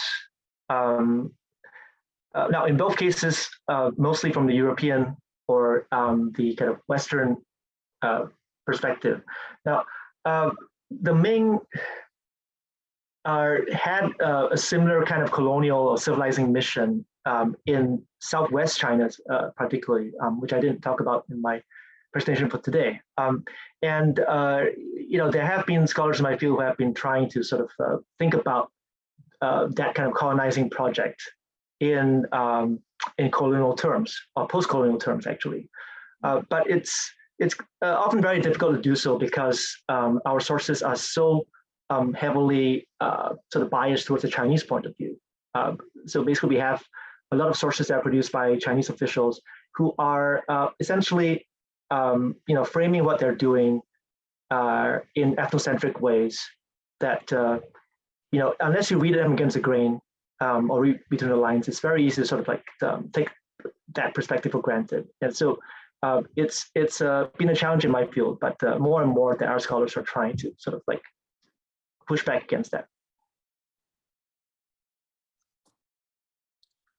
I'm in the debt of both of my co-panelists. I have so much to read up on now. In the case of Shao-yun's presentation, what stood out for me was how trenchantly the work of internal political management becomes coupled with the apparatus of monitoring what, for lack of a better term, I'll just refer to as nature, right? Like looking at, for example, the consolidation of a system for monitoring eclipses and the long imperializing and historicizing arcs of those systems has much to offer me as a historian of Western Eurasia, where these systems tend to go very much into forms of entrenching and further consolidating, or alternatively, destabilizing imperial power. In Bindu's case, I could not but help think about the figure of someone like Francis Xavier for two reasons. So, in my presentation, I made a lot of play of my sort of Catholic upbringing. Francis Xavier is one of these figures who gets reduplicated in not just on account of the ethnographic writing that you analyzed, I think so clearly, but also as an exemplar for communities in other parts of the world, Catholic communities that are imperialized in other parts of the world, and whose hagiographic observances are bound up with the image of the proselytizer, who time and again across the generations will continue to perform the apostolic mission that had originally been incarnated in the figure of Francis Xavier. So I was at one point in your presentation, my mouth dropped as I thought about how it is that in the early modern to modern conjunctures across Southeast Asia, you see the elucidation of a vocabulary for subjection that is translatable and transplantable to other parts of the world that are being subordinated into various ecclesiastical projects. And so that to me stood out as immensely resonant.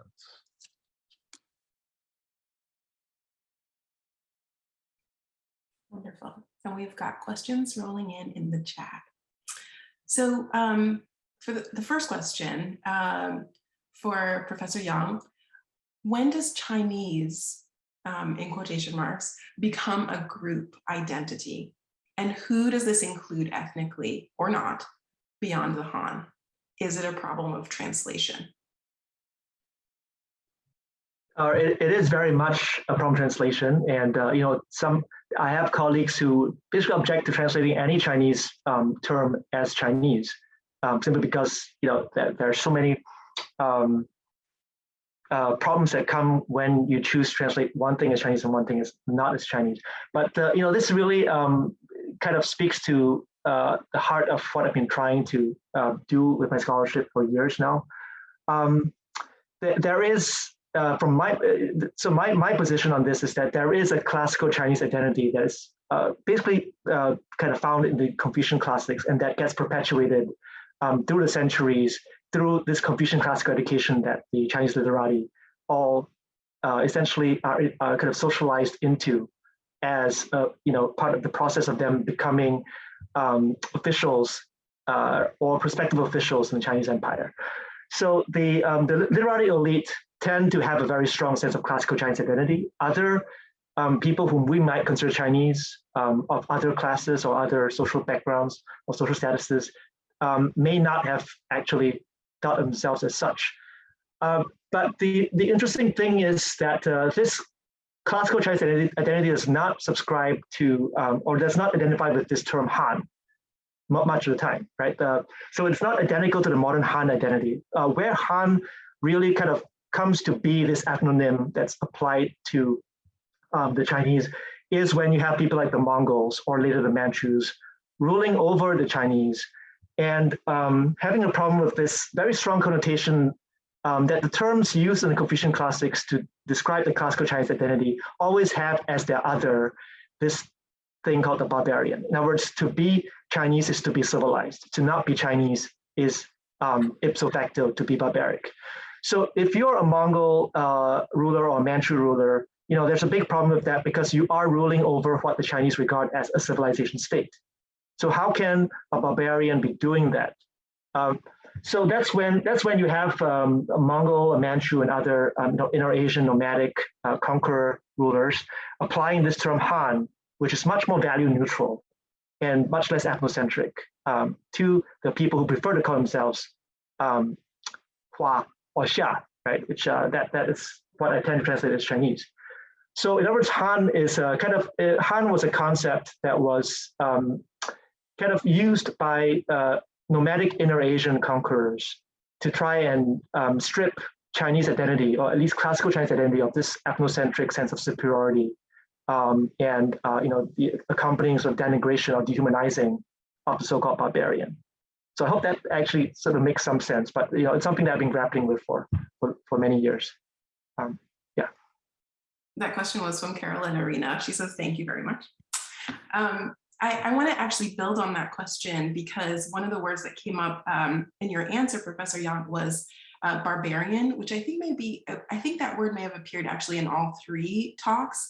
And in some cases, when we use that word, we're using it as a descriptor, but sometimes it emerges in the texts with the pre-modern texts with which we are working. And then its meanings vary across the regions in which we're working. So could we revisit that term and talk a little bit about its use in your particular, respective archives, and then also in your thinking about race in the periods and regions in which you're working?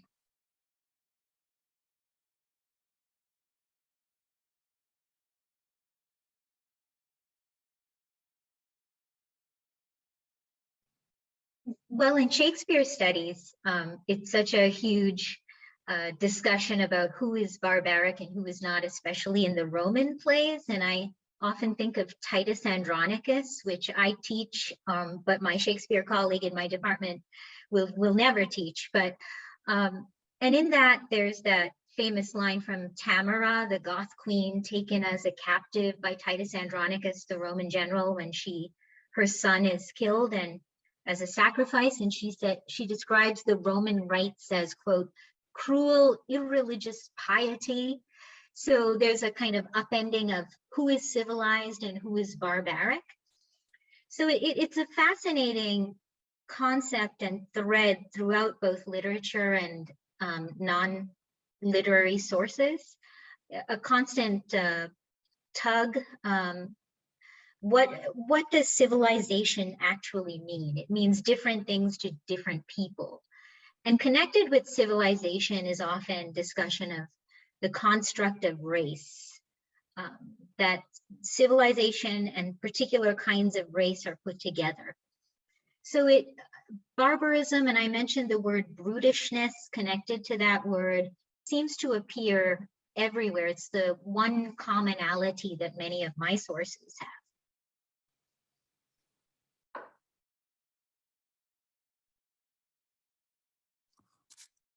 So in my precincts, there's been some discussion in recent years about the need to reevaluate the significations of barbarian.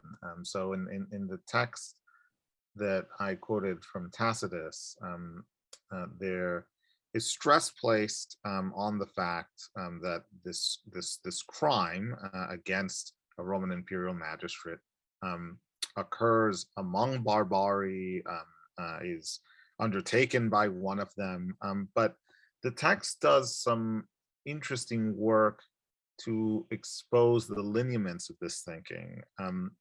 So the first move is one that has received a fair amount of discussion recently. It is the tendency to figure the barbarian as somehow existing in a relationship of antinomy to the person who lives in a city. So the agent of this misdeed is someone who lives in the countryside, right? He is not a city dweller. And this has a take up in a host of contexts that radiate sort of beyond the Western Eurasian paradigms that inform Tacitus's text.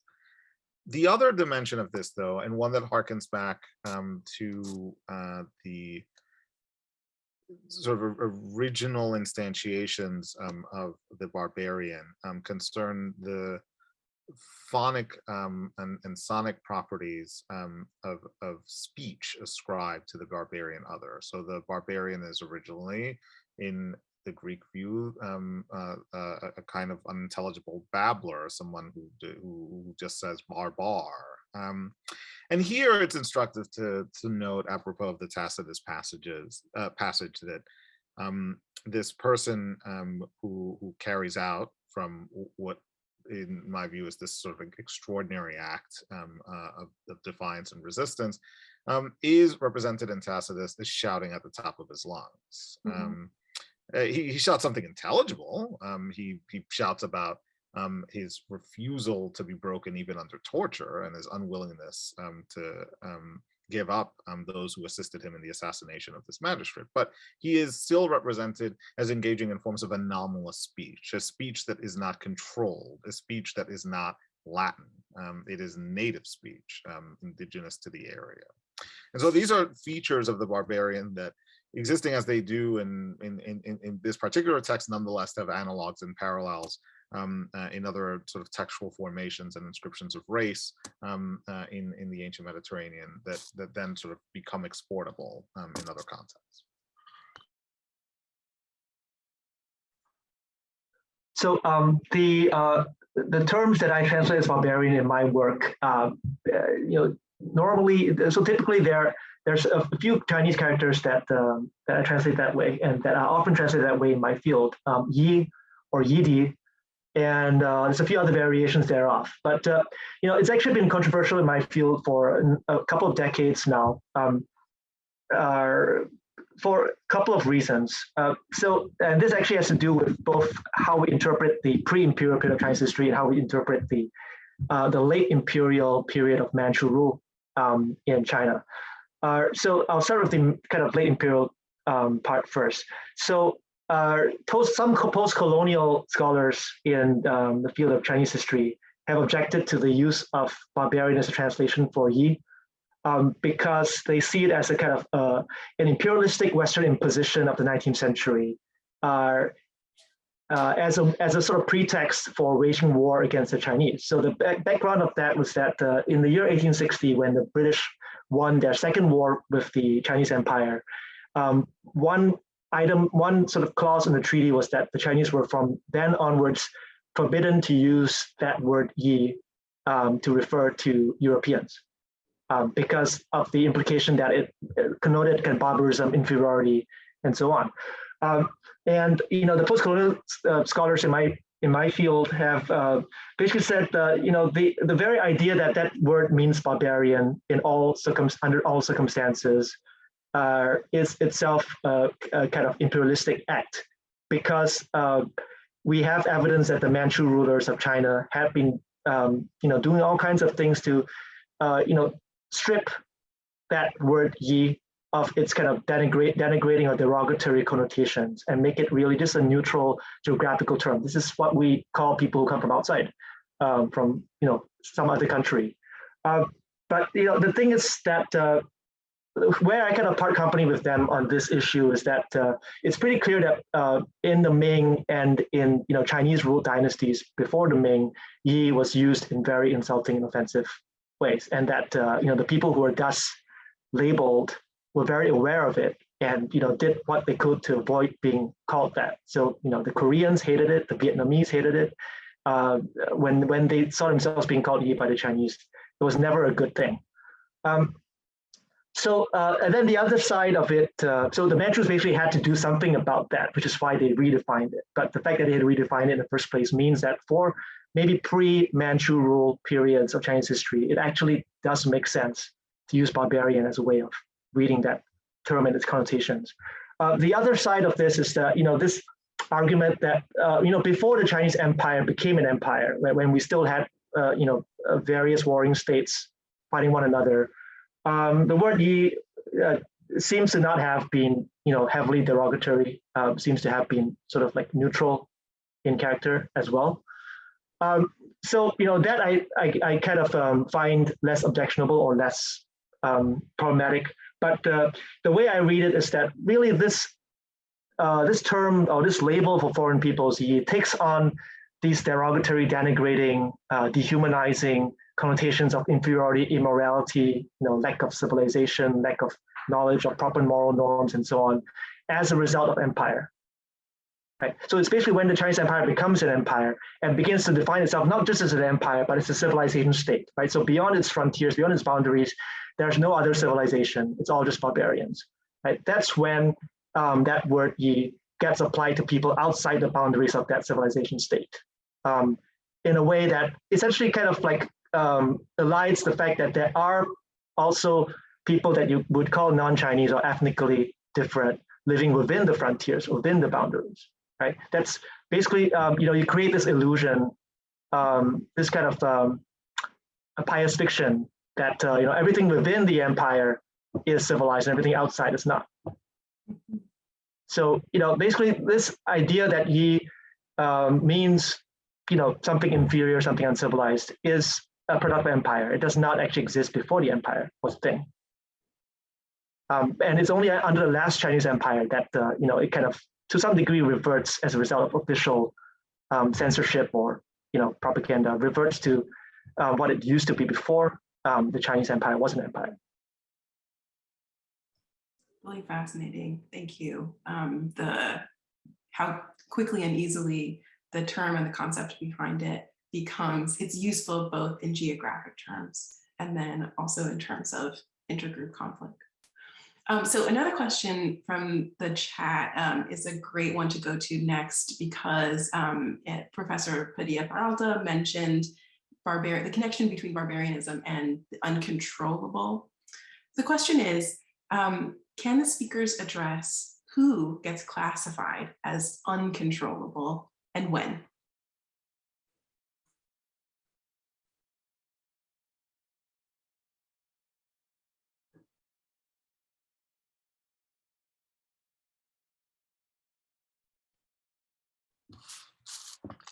I mean, the one group that is of enormous interest to the coercive apparatuses of the Roman imperial system, and one that's gotten some attention recently from folks who are working in agro-pastoralist settings in the Balkans and then in Central Europe, but also in the Iberian Peninsula, are shepherds.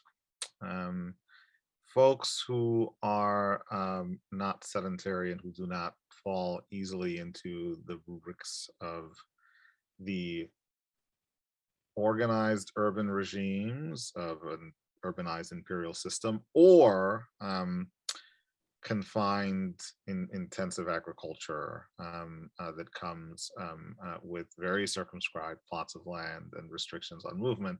These are folks who, in their literary figuration and in their non-literary manifestations,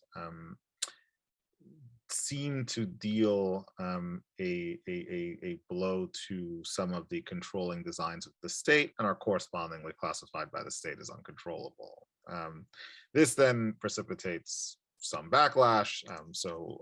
In the Roman case, we know of efforts at different points in the history of the early and high empire and in different regions of the empire to impose significant constraints on the mobility of agro-pastoralist communities. And in some cases, we have expressed in memorials to the activity of the Roman state, policing actions designed to bring these agro-pastoralist communities down from the mountains into the plains to make them farm, becomes one of the cornerstone commitments of this imperial project.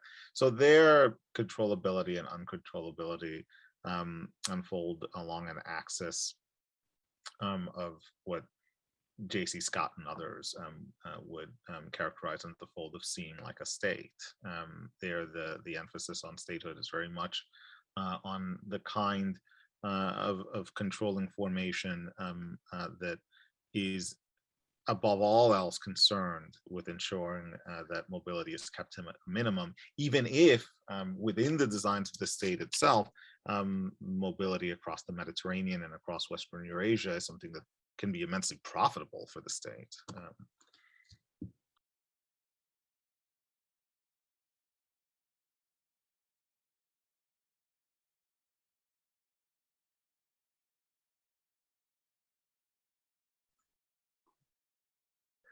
So both in the Ming and in other periods of the Chinese Empire, one of the core debates with regard to foreign policy or frontier policy is this question of whether barbarians could be civilized, could be educated, could be assimilated, if they could, then that could be justification for colonizing and conquering them. If they could not, then that could be justification for saying that imperial expansion was not necessary. So I think at the heart of this issue is a question of how big the empire ought to be. There were actually often voices among the literati against imperial expansion because they saw it as kind of inherently unsustainable and very likely to destabilize the empire through excessive investment or excessive expenditure on war. This is kind of counterintuitive, but often, especially in the early empires, not necessarily in the later ones, especially in the early empires, a lot of the most kind of denigrating, dehumanizing talk about barbarians as being inherently other or inferior was not put out by officials or ministers who wanted to go out there and make war on them and conquer them, but actually by the ones who wanted the very opposite, just to kind of dissuade the emperor from going out and conquering these people by saying they're not worth it, right? It's not about you. It's not about your lack of ability to civilize them. It's about their lack of ability to actually become like fully moral beings.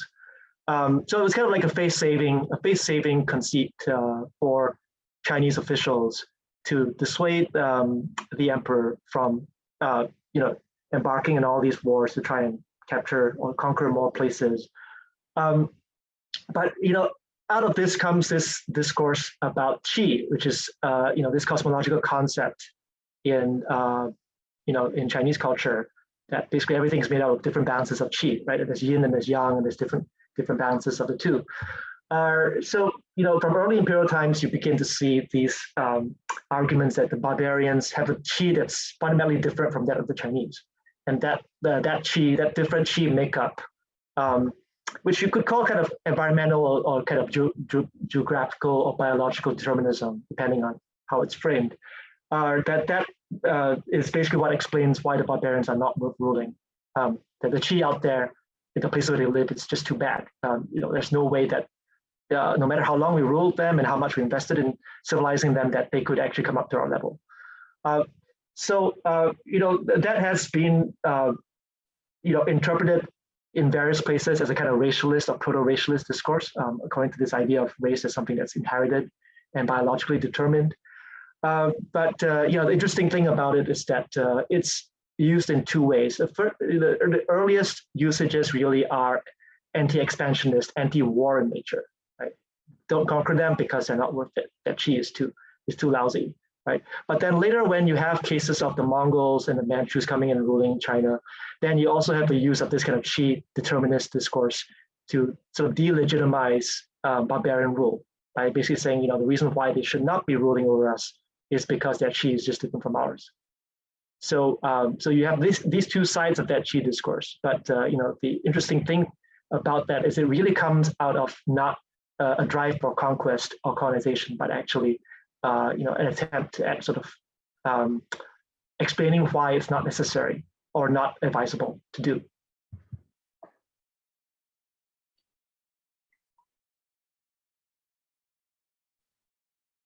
So for the designation of uncontrollable, it seems to me, at least in South Asia and in India, which I write about primarily, individuals or groups are described as uncontrollable if they don't accept conversion, right, from the colonizer. So that means that somehow they're uncontrollable. Or if they don't become colonial vassals, so therefore uncontrollable. And finally, if they continue to practice their customs and cultures that they've always practiced in the pre-colonial era, because those cultures are regarded as somehow barbaric, uncontrollable, violent, irrational. So there are many ways that colonizers have, at least in the Indian context, explained individuals or groups as uncontrollable. But wanted to talk a little bit too about the concept of barbarism and who is barbaric and what does barbarism mean. And it just kind of, as we were talking, it just occurred to me that after reading Tamim Ansari's Destiny Disrupted on the History of Islam through Muslims' eyes, that in Islam, places under Islam are considered the abode of peace, and anything outside that is the abode of war. But in at least in India, South Asia, there is a kind of sense of, with the many Muslim kingdoms in India at least, a sense of integration also of other peoples and cultures. And I offer the example of the kingdom of which Goa was a part before it was conquered by the Portuguese in 1510. And that larger Muslim principality was very tolerant of accompanying or Hindu neighbors, Buddhists and others, to the extent that the king had a medical group that worked for him, consisting of people from different parts of India and even Persia.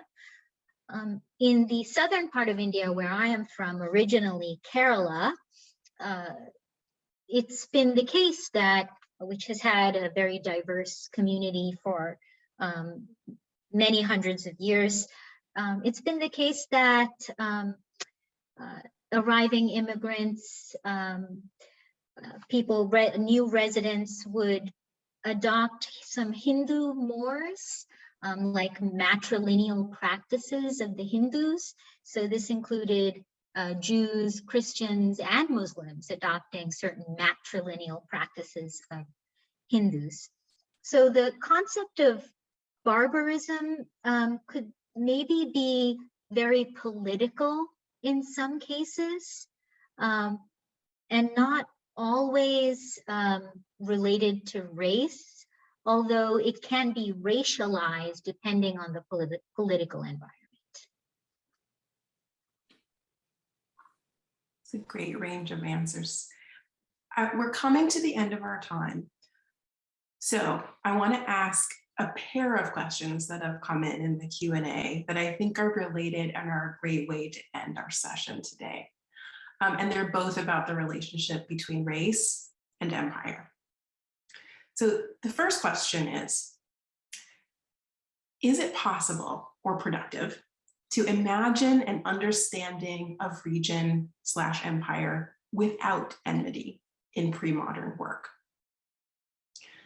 The second question is, if race is a product of empire and this is me talking, I'm not sure if we would all agree with that premise, but if race is a product of empire, relating to armies as well as epistemological classification of others as inferior, irrational, and not assimilable, how does one account for the existence of what we call racism in non-imperial situations, in the Mediterranean, in the Indian Ocean, and African worlds, etc.? So on the one hand, can we have region and empire without enmity? And on the other hand, where does race come from if it doesn't come from empire? I saved the easy ones for the end.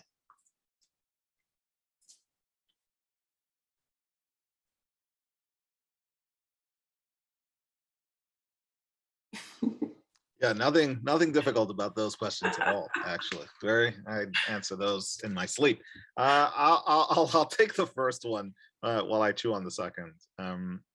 So something that's been of interest to me, especially in Roman discourses of empire building, but also in subsequent receptions of Roman empire building discourses, is the attempt to assign anger or wrath or fury to the other, right? So the hegemon or the hegemonic discourse more broadly doesn't understand itself as acting under the impulse or under the goad of wrath. The affect of the hegemon is cool, measured, capable of impartially dispensing justice, something that our Roman sources are very intent in leveraging as a representation of imperial ideology. It is interesting in light of that evidence to imagine an elsewhere for this discourse in which, rather than sort of being evaded or masked or sublimated, enmity simply doesn't exist, and I find this challenging. Partly because there's, the sort of psychoanalytic tendency in me to always sort of look for the repression of fury, and it's rather easy, I think, to find indices of this, but also because I wonder if, in seeking to act on the premise of the question, we fall into an imperialist trap, right? So to engage in this project of imagining empire without enmity may very well be to do some of the work of that the empire builders themselves would want us to do, and that's not at all to lodge an accusation at the question. It just simply gets me to wondering how we might undertake the work of imagining the different affects that correspond to empire building and to its corresponding discourses in an ethically robust way, and thinking about some of the hedges that we might build around a provisional answer to that first question seems to me one of our best bets in doing so. The second question I will defer.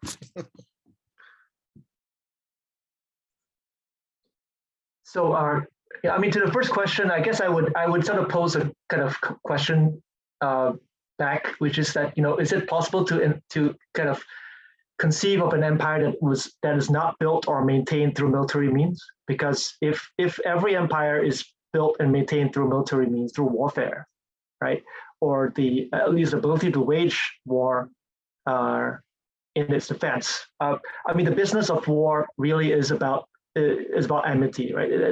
You really cannot wage war effectively without creating some kind of enmity in the combatants in order to motivate all that, fighting and killing. It may be possible somehow to redefine empire so that military means are not part of it, but I'm not sure how that would be done. It's certainly worth thinking about, but I'm not sure if that would sort of water down the kind of violent aspect of the idea of empire by stretching it too far. To the second question, does race always have to be a product of empire? I don't think that race or racism always go hand in hand with empire. It can actually exist in non-imperial or context, or in contexts in which the people thinking in racial terms actually are subjects of empire and not imperial elites themselves.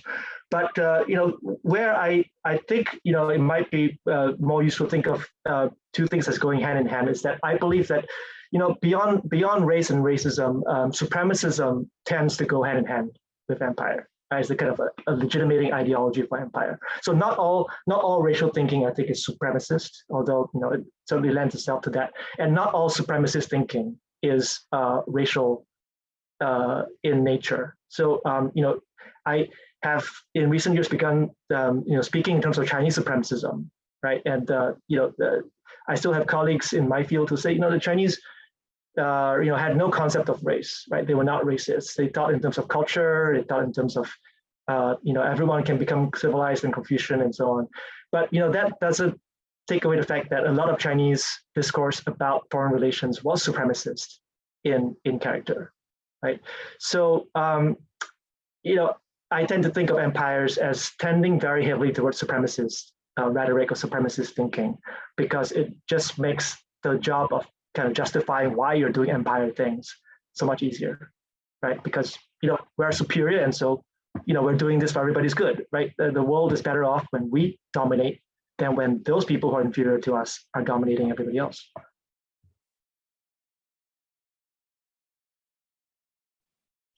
I kind of think that there will always be a caste system, literally in terms of India's caste system, but caste system not as a formal institution as in Hinduism, India's Hinduism, but always some kind of social hierarchy will exist everywhere, whether within an empire or outside an empire. So the second question about what about Mediterranean and Indian Ocean regions? I'm not explaining the question well, but if racism is not the question there, still I think somehow caste exists in some way or the other, and I'm using that term very loosely. In terms of empire too, if there is a conquest and then some other group becomes the ruling party, it seems to me that a caste of people, again, using it loosely, is automatically created. And I'm not sure that I can see in pre-modern society, any society, without some sort of social hierarchy of some kind that will inevitably lead to racial constructions. And it's interesting too how in such environments, individuals who may have been designated a lower caste, when they receive some power or authority, will immediately flip to becoming those who discriminate. And I think that might be allowed by the mobility of social hierarchy, caste, inherent in every society.